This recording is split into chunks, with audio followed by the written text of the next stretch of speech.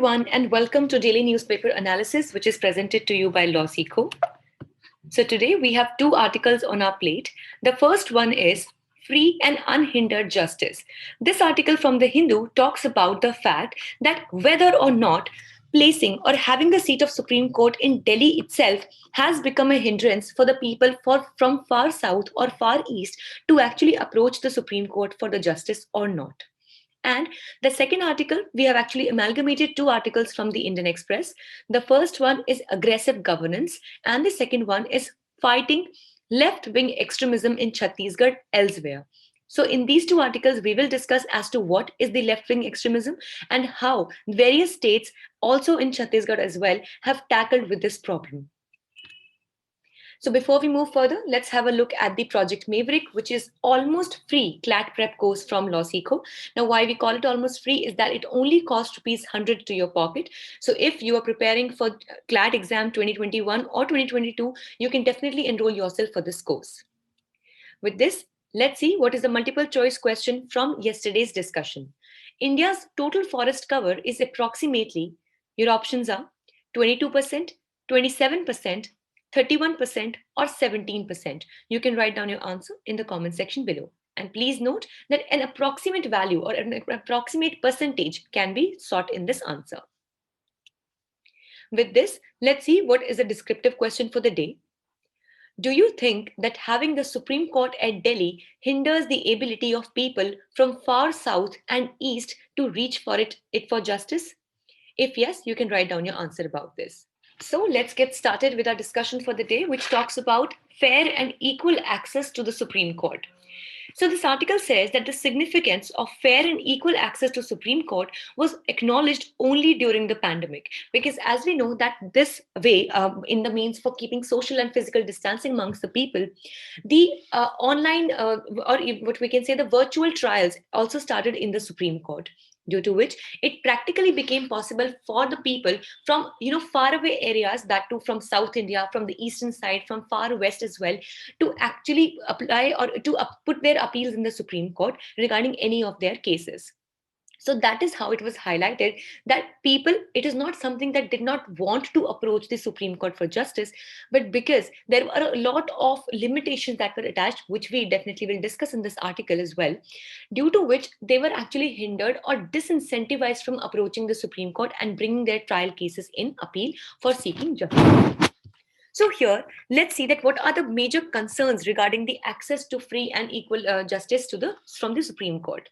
Firstly, the constitution framers, basically they empowered the Chief Justice of India to hold sitting of Supreme Court through circuit benches in places other than Delhi. So here, but till date, it has not been used by any of the CGIs.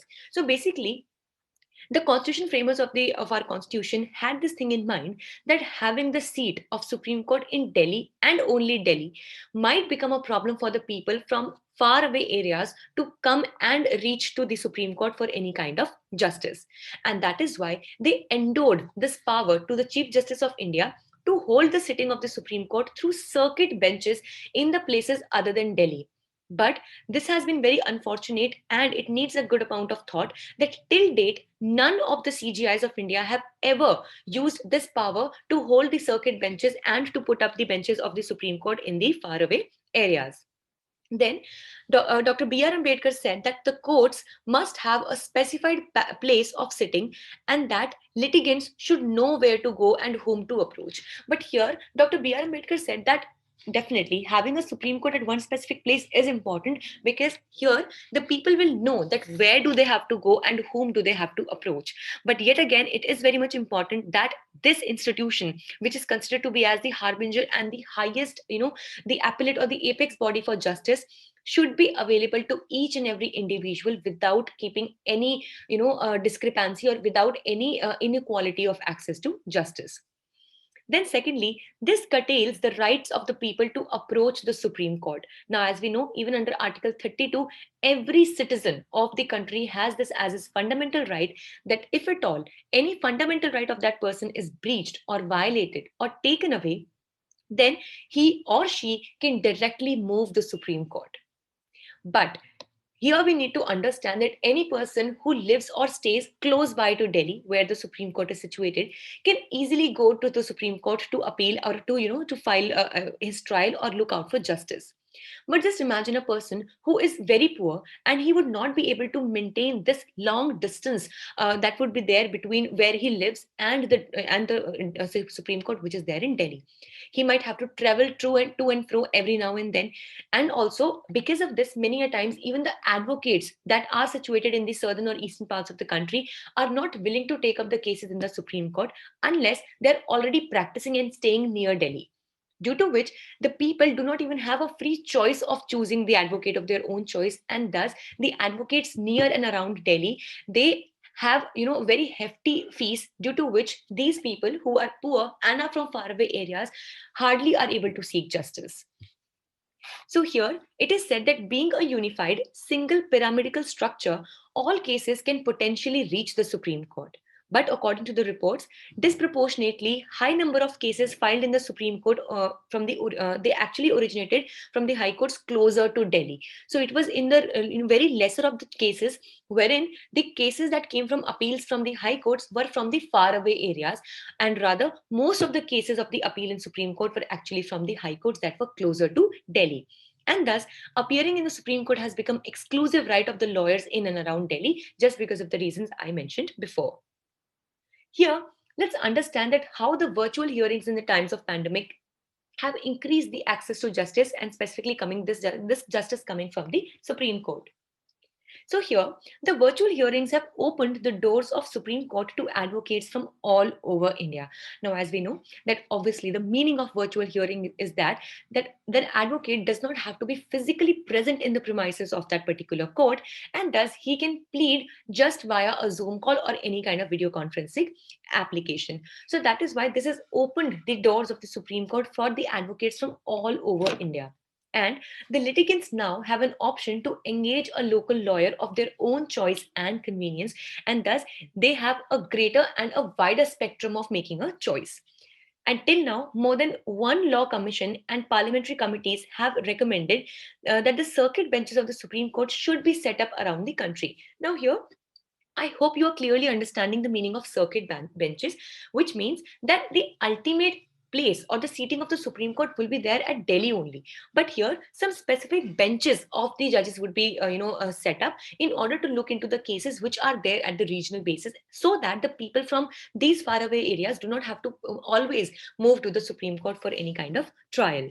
And thus, virtual hearing with its imperfections should be preferred over a denial of the right to access to justice. And that is why, if at all we think that virtual hearing was only a thing of the pandemic and it should not be carried on in the later stages, so we should definitely understand that what benefit and additions have these virtual hearings given to the access of justice and equality amongst the citizens of the country.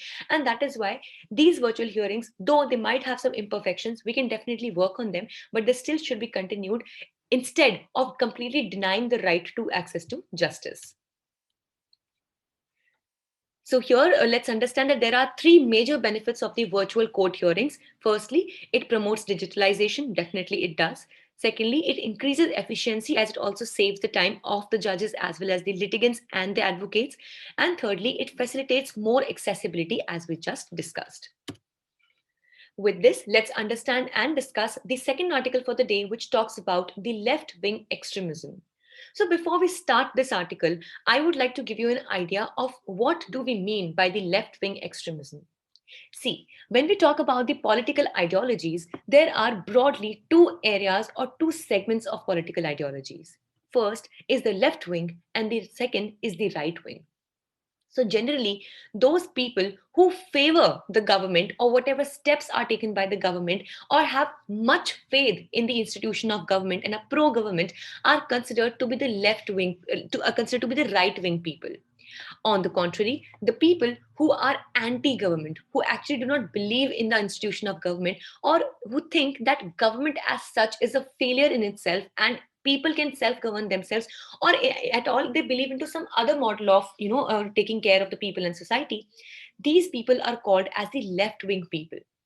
Now, as per a general approach or as per a moderate approach, both of these are equal for keeping a balance in the society. Of course, the pro-government people, that are the right-wing people, are also important. And of course, some anti-government people that somehow criticize the government are also important, who are the left-wing people. But as soon as this word extremism is added to any of these, then the situation becomes worrisome.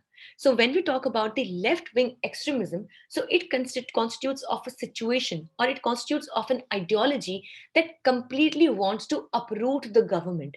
And also, many times these people or the left wing extremists take such steps that also they cause violence and even the deaths of various civilians and maybe the army personals and army personals, the police personals as well, in order to cause imbalance in the entire government system, so that the government is completely uprooted. And that is why left wing extremism becomes a huge problem. Now, why do people, we can think that why do they actually engage themselves into the left wing extremism? See, many times the people say that maybe they belong to some tribal communities, and such communities that completely think that the government is interfering with their rights, and though thus they do not want any such interference, and they want to show their discontentment towards the government. But in the current situation, if we talk about this, it is more of like gaining the political power. So what happens is that the left-wing extremist people, they do not want any kind of control to fall in anybody else's hands, and rather they want to keep the control over the entire territory all by themselves. And that specifically becomes the core reason of their such extremist activities. So I hope that by now the meaning of left-wing extremism is clear to you.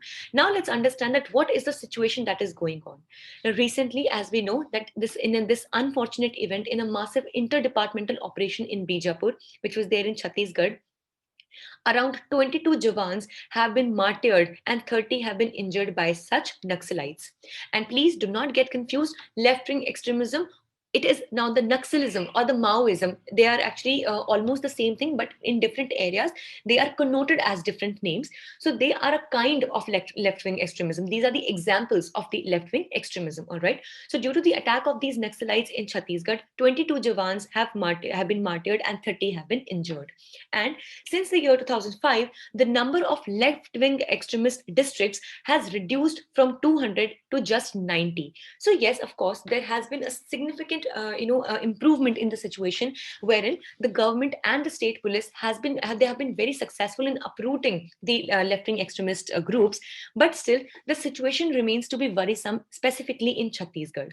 That is why this entire article from the explained section of the Indian Express today explains the different aspects or the different situations that prevailed in various states that had the problem of Naxalism, or what we call as the left-wing extremism. Now, if we try to look at the map of our country, then we would see that there are some areas that specifically are most affected by the problem of left-wing extremism. So specifically, if we talk about the states of Bihar, and if we talk about the states of this Andhra Pradesh and Chhattisgarh, Odisha. These are the states that have had the highest problems of Naxalism. Apart from them, also the states of West Bengal, Uttar Pradesh, Maharashtra as well have seen some examples of some severe examples of Naxalism or left-wing extremism. So if we talk about Andhra Pradesh, Maoist violence began in 1980s when Andhra Pradesh police lacked training, funds, and intelligence. But in 1989, the Greyhound operation was formed, and Greyhound were actually formed to carry out intelligence-based operations against the Maoists. And thus, Remote and the Interior Area Development Department was formed to focus on the development in these areas. And that is why since then, the situations in Andhra Pradesh have improved a fold some. So then in West Bengal, this extremism had quite much ended in early 1970s, but then it came back by late 1990s, which was trying to target the CPM cadre in some districts. So then in 2010, the Shilda attack killed 25 policemen, and in 2011, the police killed the top Maoist leader who was known as Kishanji.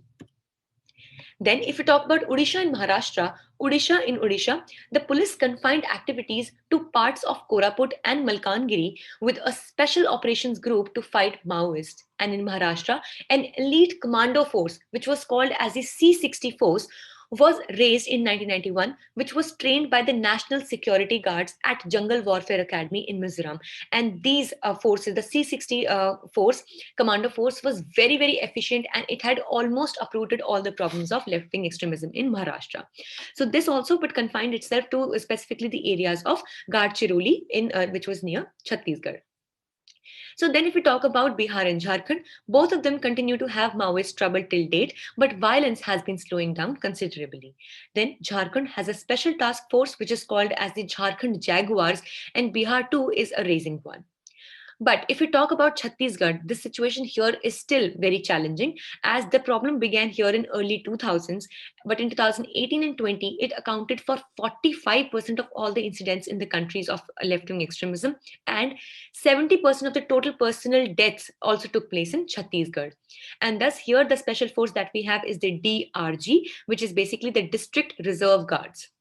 So, if we talk about the two specific challenges which Chhattisgarh faces are firstly the mission to capture Battalion Number One, Area Commander Hidma. So, what happens is because there they have a commander whose name is Hidma, who takes care or who has the control over the Battalion Number One area, and till date the district reserve guards have not been able to capture this particular area, which is and Hidma, Commander Hidma, is one of the most wanted Maoists in the current situation.